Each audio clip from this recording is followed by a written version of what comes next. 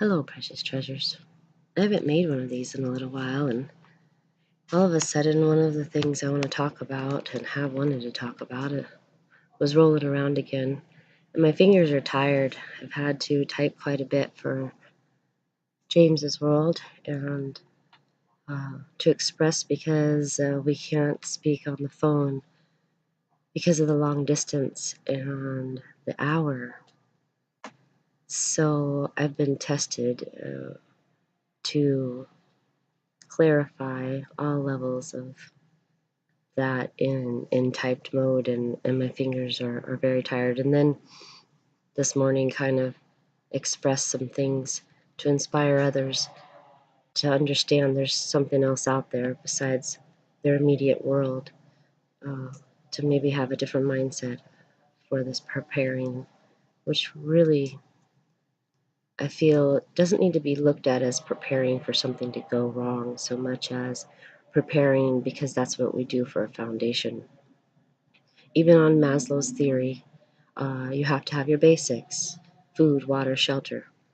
Um, Anyone that's been displaced understands the way that feels, the insecurity. Anyone who's been in a spot with food or lack thereof understands this lack of security. So in times of plenty, we prepare, right? I mean, the simplisticness of the ant and the grasshopper, right? So at the same time, manifestations or otherwise, intense or otherwise, lessons in our life happen. And I've lost my train of thought because I'm going back to what I wanted to talk about. Oh, when you have that foundation, big bag of rice, big bag of beans, right there, when I, thought to do it, we were living paycheck to paycheck and a lot of fast food when I worked full time and he worked full time, and we were both tired. We didn't want to cook, and then we felt like crap. And then I was at home all the time because my body was broken. And then as I got better, I had children, and then I was home anyways. And when it multiplies, you have more to feed, and you have to come up with better ways to cook. And I love it when I can make an entire meal for, whatever, for very little. My point is, I still did not have that bulk sitting there. We still were doing the week-to-week thing the way they have us trapped. And then we bought bulk foods and big bag of rice from Sam's, big bag of beans. We started with that by chance. And I have to tell you, as soon as we did that, there was like this relief. Like, even if I ran out of everything else, I could still make beans and rice. And some part of that just took a weight off. You might have even seen it in my body language. I'm sitting I'm not used to sitting in this spot. And I think it's funny, it's on the reverse side of the window that I normally sit at for my office area. I've claimed it as that anyways, until I can set one up, which I've been asking to do. We need to do that soon. It's multiplying. It's replicating. The cell, it was one, and it definitely replicated. Anyways, there was a point. Oh, the gardens. I was, chatting about an experience with our son. He wouldn't sleep more than 45 minutes at a time for a while. Oh, look, I'm going to express this way too, and I already finger banged it. He wouldn't sleep for more than 45 minutes at a time. Literally, we could time it every 45 minutes, or 45 minutes after we laid him down. He would wake up screaming with night terrors for nearly a year. It was our second son. Our first one slept so wonderfully. I did not see that coming. Funny how all that works. The test that it was, one, I had to hone my meditation skills. I had to hone energy work. I had to hone it just to survive, because no matter what time we laid him down, 45 minutes later, he woke back up again. A side note, I'm sorry I'm distracted. The sage is over here snapping, and I almost wrote this out too. I'm floored by it. I must have needed it. I couldn't get my white sage to burn. With my candle, I couldn't get it to hold a burn. So I pulled out some blue sage. I think it's blue sage. It was in a combo kit that I picked up the other day. My big one had finally done a lot of clearing, so it was gone. Well, I picked that one up and thought, well, maybe that one will burn better. So I lit it and it burned really nicely. And I went through the whole house and all the doors were open. And I set it down. I didn't think much more about it. And I began writing the experience of copper. And the webinar, then I'm paying attention to the webinar going, whoa, I can't believe she's talking about the very thing I was just talking about. And then I noticed the whole room had filled with the sage because it had caught fire and it just kept going. The entire smudge, it's a mini smudge, just gone. And next to it was the white sage. Well, it still didn't burn. I've never had white sage not burn like that before.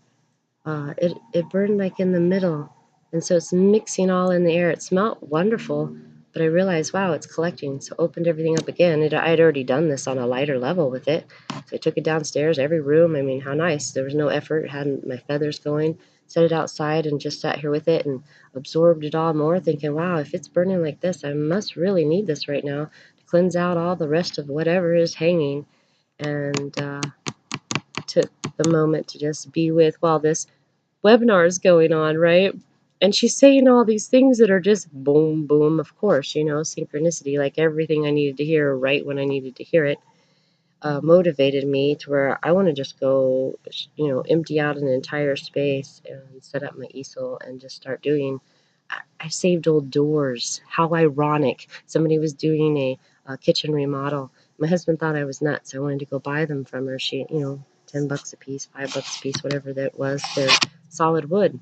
I thought these would be perfect for, painting people's gardens on them so they could see how beautiful they are from this angle in case they can't see it when they're in there. A lot of people sense it and they can't see it. When I first learned, the very first time I got to see my garden, I didn't see my garden. I sensed it in all levels. I could feel the fullness of the orange trees, and they had fruits dotted. I felt the vines of the honeysuckle just completely covered behind me on a bench that I chose to make and sit on a concrete, rounded like Greek times, but not really. It was more simplistic.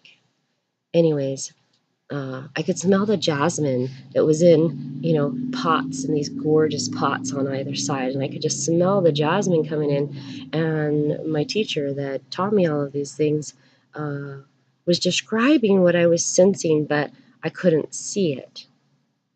Not clearly, it was fuzzy. And anyways, that's what happens in each person, and each person's garden is different. Some are very complex and very full, and topiaries and huge boulders. With this one gentleman's just huge boulders that he was so grounded. He's a very grounded person. One of the first males that I had the opportunity to connect with in that way. He lives in California. I had never stepped into a gentleman's brain before, and it felt masculine. It felt strong. It felt all those things that necessarily aren't me. More whimsy, more, I don't know how to, I'm not as, you know, um, not seeing his physical structure. It didn't matter. It's not his physical body, it's his mind, right? And then there's delicateness that resides in other ones that had the softest, palest colors, pastel and just lovely. The softest, whimsiest garden just as equally, but completely different than mine, completely different. Each person's is completely different, and each one was gorgeous. Even if there was a tree that had a couple of leaves that needed to be snipped off, who cares? That's all that's sitting there, right? If we're holding something really hard and heavy, it's really simple to go within in meditation. And this is the only reason why I'm doing this too. Maybe, just maybe, and I'm noticing I never finished mine.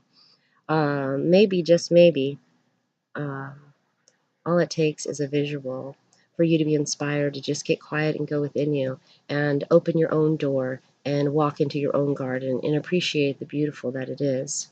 The first time when I was shown, I didn't realize that was me, that was my brain. And I remember clearly thinking, it's so beautiful, but I didn't realize that was my brain. If I had gone in, which a lot of people have responded, a few people, it's not a lot of people, A few people have responded, I'm sort of afraid to look. If she had told me before I went in that I was going to look at myself, it would have worried me. Like, oh, I'm going to see all the ugly that everybody else told me I was, which I find fascinating on a lot of levels. And the things that I did, I would hold and feel ugly about, or the things that happened to me, I would hold and feel ugly about. So it was this combination of myself and outside, which is all seems to be all of my life and noticing. So then to have this experience with other people, because at first, again, I didn't see anything, and I didn't start seeing flashes of it, just pure color flashes of it, as if I'm looking at this world right now. About 6 months into practicing. And then a year, it was very easy and, continued on. 10 years later, it's all effortless. And I don't even play in my garden anymore. I will here and there, moments that I just want to be quiet and have nothingness for a while. I'll go lay in the pool and enjoy. Excuse me, I have a bit of a clearing going on apparently. Anyways, that's the other part I wanted to express. Each garden is beautiful on its own, right? But each garden has the same components. So even though you might not have discovered them yet, they're still sitting there. And when I took the moment with our son, when he turned 7, he started to forget. He woke up one day and I casually, like I always did, hey, did you have good dreams last night? And he said, you know what, Mom, I haven't been dreaming lately.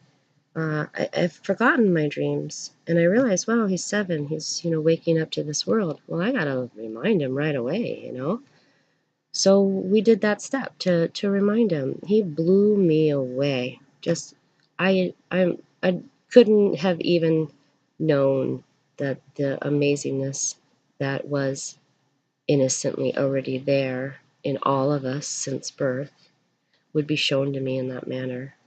I remember clearly he said, Mama, when he woke up out of it.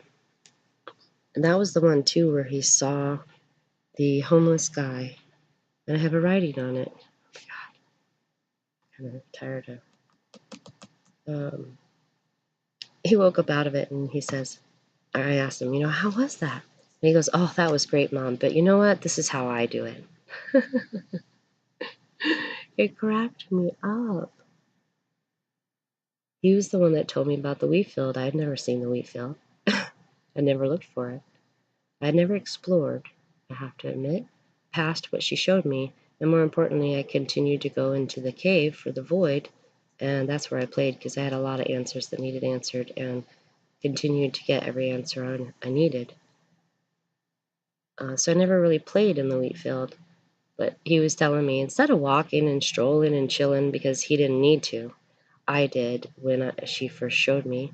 We all do. He says, I kind of start off walking and then I run and then I just start flying and I just fly all over the wheat field. Mom, did you know all of our ancestors are dancing in that wheat field? And he just continued on expressing all the different areas and where he liked to play and how he liked to play and all the places you could go. And it's endless, Mom. Right. It's endless. He was 7. Okay, so that's being expressed. How interesting. Easier than typing. Maybe it's enough to express it this way instead of leading each one of you in. At the same time, and let me back up a little. The reason I even, would like that to happen is because just like the psychology, one-on-one for an hour and repeating the same thing, the thought always was, this doesn't seem efficient. If we could say it once and a whole bunch of people could hear it and benefit from it all at once, that would be so awesome.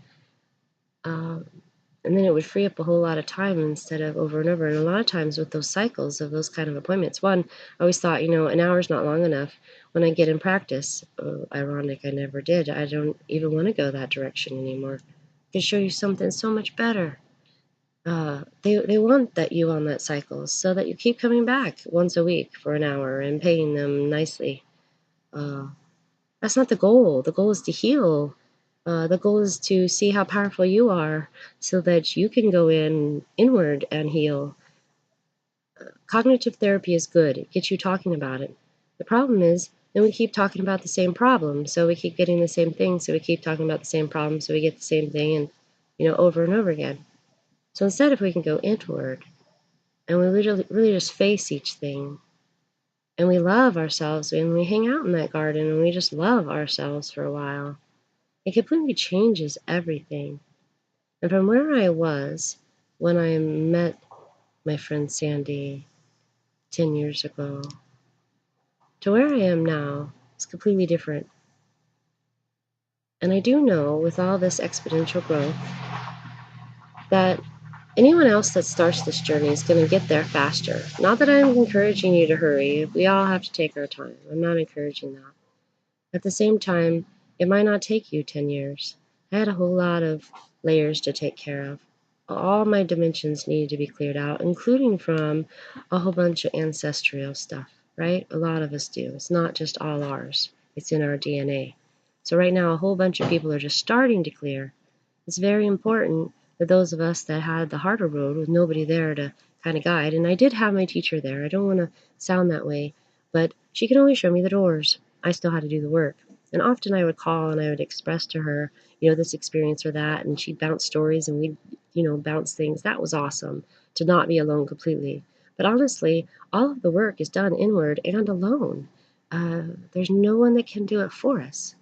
So with those of us that have done this, I'm nothing but a simple housewife in my early 40s, um, raising two children, one and then two, while doing all of this every day, meditating at least once a day for 20 minutes, and worked my way up to 2 hours and then 5 hours for a period of time. There was a huge growth moment when I wanted to be in there a lot more, and honestly, kind of there again. But life and duties and children. When my husband's off, I take those moments and I do 2.5, 3, 4 hours, whatever I can manage. I'm about to go on a walkabout and enjoy one of those again, which I would encourage anyone to do, by the way. Alone with an animal companion, I don't have mine anymore, and that causes pause, sort of, for me, no pun intended. Uh, but she was a very good protector, and there's a lot of bear country out here. At the same time, in tent, I will be safe. I could tease I'd wear the bear bells, but then they just poop them out. So, anyways, I can carry a piece, but that means more weight. And honestly, it's much easier to go on any journey as light as possible, right? Anyways, I kind of got all over the place, and my husband just got home, and now there's an airplane flying over. So, who cares, I guess. I'm just glad a child didn't streak through naked or something or scream, I gotta go poop. Trust me, if I'm able to fit this stuff in and pay attention and go inward, anyone can do this stuff in between all of it, including all the other stuff I've been doing too, okay? So I guess my point is there's no excuse. Just begin if you're just at the beginning. Just keep doing it. If you've been doing it for a while, obviously you know and you're already doing it. Those that are already there, they're already doing it. I get that. We're all in different stages and we all have different puzzle pieces. Well, look, it's like the ocean. And we're just, right? And we all have different parts and pieces of the puzzle so that everybody can have the whole puzzle. Each one experiencing something different so that more and more learn on a larger level. When I'm speaking in these closed groups, I often forget there's 4,000 people that could be seeing it. I realize most of them aren't. I realize too that when I don't like in a closed group for a while, then it doesn't pop on my feed. So I kind of forget about it for a while. And then one might pop up for whatever reason. Maybe it's a friend of, or I'm reminded and want to share one, whatever. Um, I had a point. I had a point.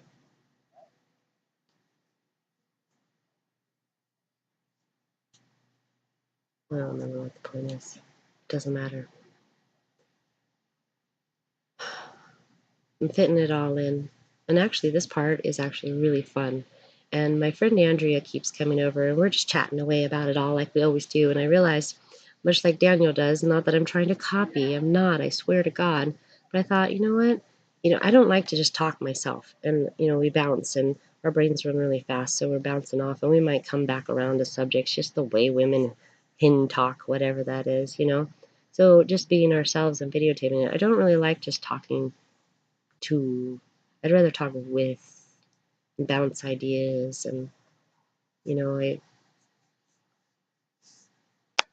oh, that was the point with when I'm speaking in groups, I often forget that it's, could be that many people watching. I'm often just talking to one person, and I realize I'm only talking to myself. But wait, that's, weird. You're all out there too. Or are you all in my head? I often tease a few that we talk in PM. Are you in my dream or am I in yours? Because they'll say, of course I'm real, I'll tease. Are you sure you're real? Maybe you're just a figment of my imagination. Because it gets a little weird.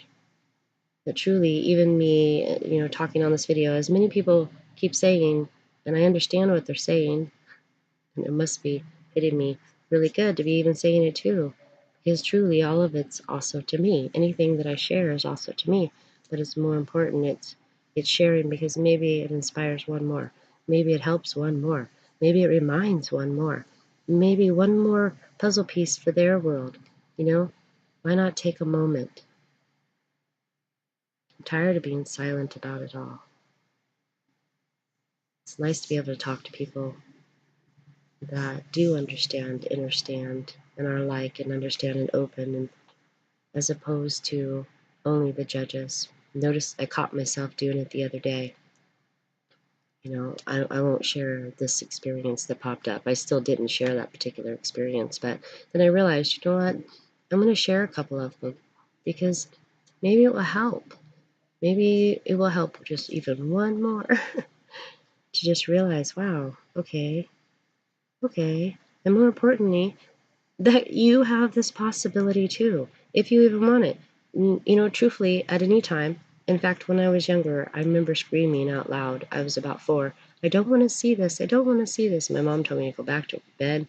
I didn't want to see it. Well, I didn't see anymore for a long time. What I did do was sense it in all other levels. I could smell the cologne. My computer's dying. I still sensed it. I didn't get away from any of it.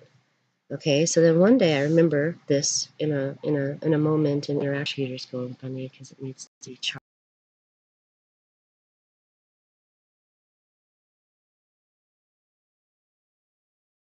So I did, and then I've seen clearly ever since. Because I chose to. I don't have to choose to. I could turn it off at any time. I get that. But for some reason, there's something that I can bridge a gap with. So I'm going to keep looking for it. That's kind of cool. This is ending this way. It was a happy accident. I've got to go plug my computer in. Precious treasures. I see art everywhere I look. I'm trusting you're starting to see it all too.